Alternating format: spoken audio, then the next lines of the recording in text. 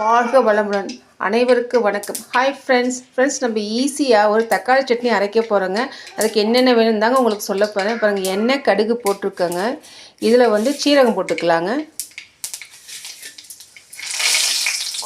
4 கருவேப்பிலை, ஒரு 5 காஞ்ச மிளகாய், இதெல்லாம் போட்டு நல்லா வறுத்துக்கலாங்க. இது கூட பூண்டு போட்டுக்கலாங்க.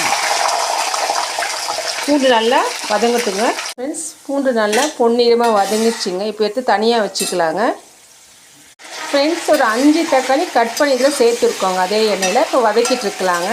தேவையான அளவு உப்பு சேர்த்துக்கலாங்க ஃப்ரெண்ட்ஸ். இப்போ கொஞ்சம் சேர்க்குறேங்க, பத்தெல்லாம் போட்டுக்கலாம் ஃப்ரெண்ட்ஸ். கொஞ்சம் மஞ்சள் ஆட் பண்ணிக்கோங்க ஃப்ரெண்ட்ஸ். பூண்டு மிளகாய் எல்லாம் மிக்ஸி ஜாரில் போட்டு ஒரு சுற்றிக்கலாங்க.